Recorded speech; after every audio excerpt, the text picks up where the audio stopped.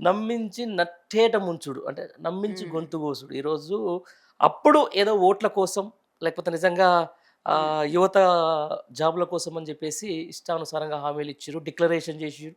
ఇయాల ఆఖరికి ప్రియాంక గాంధీ నోటి నుంచి జెప్పించిన హ్మ్. వ్యాఖ్యలను గూడా ఈరోజు వాళ్ళు విస్మరించిర్రు. హ్మ్. దీనికి సంబంధించి దాని మీద ఏమని మాట్లాడతారు? సో, ముఖ్యంగా ఇప్పుడు ఎలక్షన్ టైంలో హ్మ్. ఎలక్షన్ అయిన తర్వాత మనం చూస్తే అసలెందుకు బీఆర్ఎస్ పార్టీ ఓడిపోవడానికి నంబర్ 1 రీజన్ ఉంది అనుంటే అది యువకుల వల్లనే. హ్మ్. ఎందుకంటే యువకులందరికీ విషం చింది, హ్మ్. దొంగ హామీలిచ్చి, హ్మ్.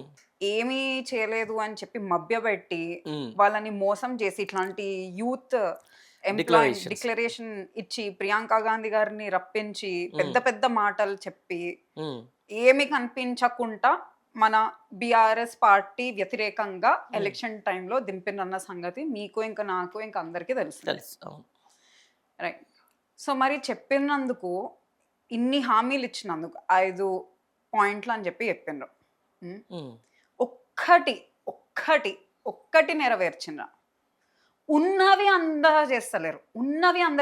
నేను నిన్ననే మా కాన్స్టిట్యుయెన్సీలో అడిగితే పిల్లలకి ఏంది స్కూల్ బట్టలొచ్చిందా అంటే స్కూల్ బట్టలు కూడా రాలేవు. హ్మ్. హ్మ్. అవును. ఇంకా దానికి సంబంధించిన టెండర్‌లు ఇవ్వలే ఇంకా. ఆ! ఇవ్వలేదు. హ్మ్. స్కూల్ బట్టలు రాలేదు. అండ్ వాళ్ళకి ఉన్నవే మీరు చేస్తలేరు. పిల్లలు చచ్చిపోతున్నారు. మీరు కుళ్ళిపోయిన భోజనాలు, పదార్థాలు పెడుతున్నారు. ఫుడ్ పాయిజనింగ్ అయింది మా నారాయణఖేడ్‌లో. మనం చూస్తూనే ఉన్నాం. మన రాష్ట్ర వ్యాప్తంగా గూడా ఎన్నిగానం ఫుడ్ పాయిజనింగ్ కేసెస్ ఎంతమంది ముందుకొస్తున్నారు. సేఫ్టీ అనేది లేకుండా పోయింది. హ్మ్. మీరు ఉన్నవి కూడా కనీసం నెరవేర్చకుండా మీరు ప్రవర్తిస్తున్నారు. అవును. ఇప్పుడు హామీలకొస్తే హ్మ్. ఒక్కటి చేయలేదు. హ్మ్. ఉన్నది చేస్తలేరు, చెప్పింది చేస్తలేరు. ఓకే. ఏం జెప్పిన్రు? నిరుద్యోగ వృత్తి ఇస్తా అన్నారు. రూ. 4,000 అవును. కానీ అది లేదు. లేదు. దాని తర్వాత ఏమన్నారు? జాబ్ క్యాలెండర్ 2,00,000 ఉద్యోగాలు. ఎన్నిచ్చిండ్రు?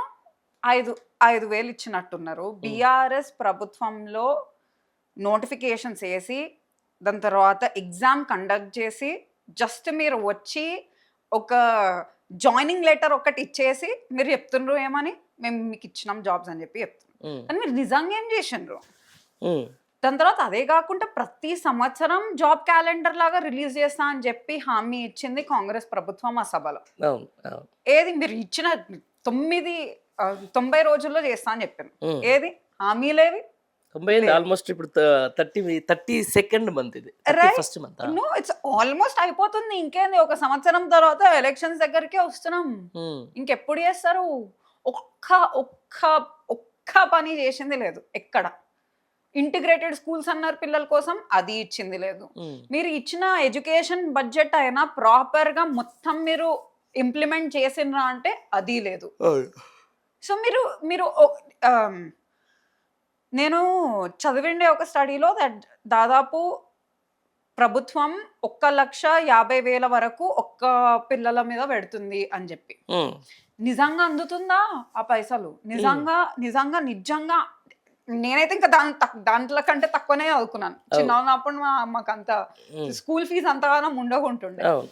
సో, ఇప్పుడు మనం అంత పైసలు పెట్టినా మనం ఎందుకు ప్రాపర్‌గా ఇంప్లిమెంట్ చేయలేకపోతున్నాం? హ్మ్. అదే ఇప్పుడు తమిళనాడులో స్కూల్‌కి సంబంధించి విజయ్ వచ్చిన తర్వాత ఒక రేట్ ఫిక్స్ జేసిండాయన. ప్రైవేట్ హ్మ్. స్కూల్స్‌కు హ్మ్. ఈ స్టాండర్డ్ వరకు ఇంత, ఈ హ్మ్. స్టాండర్డ్ వరకు ఇంత, ఈ స్టాండర్డ్ వరకు ఇంత అని చెప్పి. హ్మ్. తెలంగాణలో అట్లా పెట్టే అవకాశం అంటే ఉండదా? ఇక్కడ ఇక్కడనా? ఇంప్లిమెంటేషన్ తెలంగాణలో. చేయొచ్చా? Same same like like fees. అంటే దాని స్టాండర్డ్‌ని బట్టి కాకపోతే అక్కడ తమిళనాడులో చాలా క్లియర్. ఆ! ఏ స్కూల్ అయినా అది ఇంటర్నేషనల్ స్కూల్ అయినా మాకు సంబంధం లేదు ఏదైనా. ఆ! బట్ ఫస్ట్ క్లాస్‌కు ఈ ఆ! దానికి 13,000 నుంచి స్టార్ట్ అవుతది. ఆ! 28,000 ఎండ్. ఓకే. ఆ! సో, నా అభిప్రాయం ఏందంటే ఆ విషయం పైన హ్మ్. స్కూల్ ఇన్‌ఫ్రాస్ట్రక్చర్ పట్టి, స్కూల్ ప్రొవైడ్ చేసే దాన్ని బట్టి కూడా I think it's a business కదా! Private schools are like business. So, I think it should be dependent on hmm. Quality of education.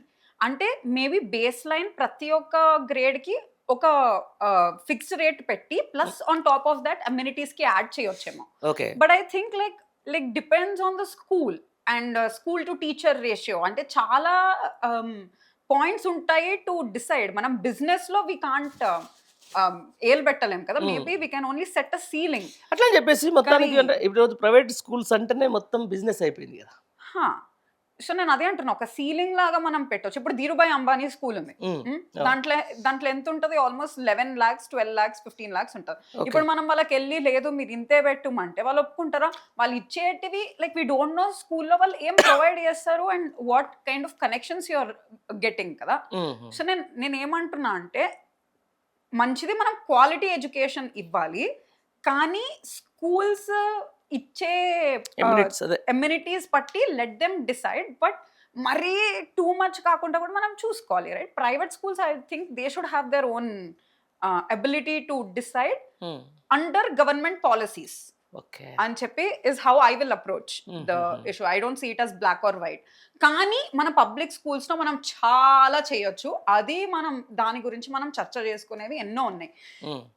కనీసం భోజనం సరిగా పెడతలేరు, కుళ్ళిపోయిన భోజనాలు పెట్టి పాపం పిల్లలకి చేస్తున్నారు. సరిగ్గా లేదు. 2-3 days మాకు నారాయణఖేడ్ శంకరం పేట్లో వాటర్ ఆగిపోతే పిల్లలు రోడ్ మీదకి వచ్చినారు. ఎందుకు? మాకు అసలు కరెంట్ లేకుండా నీళ్ళు లేకుండా మేము ఏం చేస్తామంటే వార్డెన్ ఏం చెప్తుండే ఈ టీచర్ వెళ్ళి వార్డెన్ కి కాల్ చేస్తే వార్డెన్ చెప్తాడు పురుగుల మంది వేసి ఆ భోజనంలో పెట్టేయండి, చచ్చిపోతే అయిపోతుంది, పీడ అవుతుంది.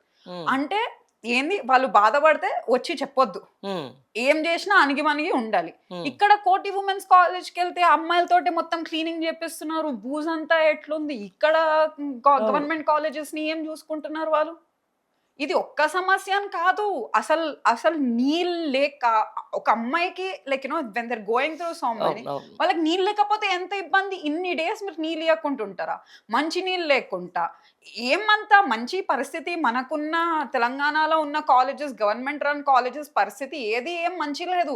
వస్తాడు, డిక్లేర్ చేస్తాడు రేవంత్ రెడ్డి ఇన్ని కోట్లు ఇస్తా, అన్ని కోట్ల ఇస్తా అని చెప్పి దాని తర్వాత వెళ్ళిపోతాడు. కానీ ఏది చేంజెస్ ఏవి మనం వెళ్ళి చూస్తే వాళ్ళ పరిస్థితి చూస్తుంటే నాకు ఎట్లా అనిపిస్తుంది అంటే, మీరు పిల్లలు మీరు చేయొద్దు, మీది కాదు బాధ్యత క్లీన్ చేసేది, రైట్?